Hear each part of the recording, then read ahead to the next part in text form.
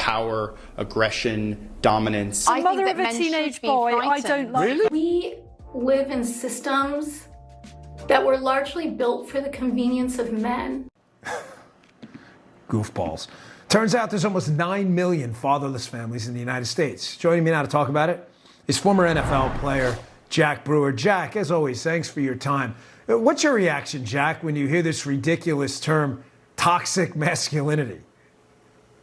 I mean, shame on these men on the left. I mean, it's their responsibility. You know, you look at these numbers and you see fatherlessness the way that it is, and for them to go around and talk about masculinity as if it's something that's a negative thing, when you have all these young boys that are confused, they're telling them they can pick their gender, they go to school, they don't hold them accountable, they don't understand what hard work means anymore. It's like everything that God made men to do, the left is trying to break it down. It's absolutely ridiculous to start teaching young boys that they shouldn't, take care of their family or want to dream and live to grow up and have children and to be that protective father for their daughters. And so you see why we have, so much sex trafficking going on in our country, while we have so many of these just sins going on in our society, pedophilia and all these other things that men were ordained to protect their family. Men were ordained by God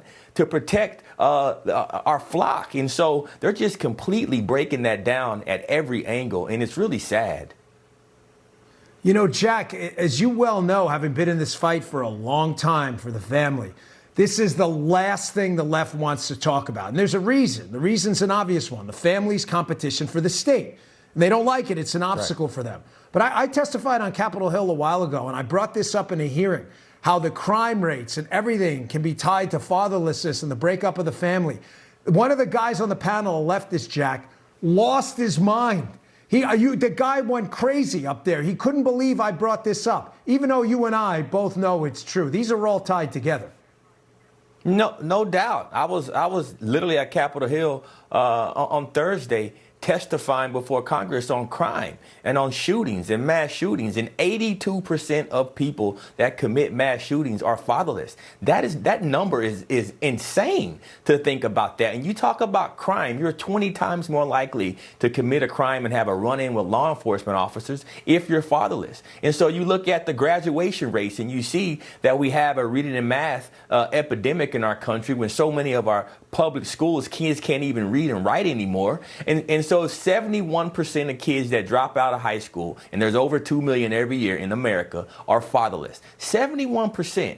And so when you start looking at the data, and the left always likes to talk about numbers and stats when it fits their narrative, but when it comes to fatherlessness and when it comes to the family, they don't want to talk about that. And it's really sad. And again, I point to the men. I don't blame the women on the left. I blame the soft men on the left that are going and poisoning our young boys and men with this filth. They're killing each other in the streets. Dan, just this weekend, there's liable to be 3-4 dozen people shot in Chicago and all over these inner cities. These are fatherless kids terrorizing the streets of America.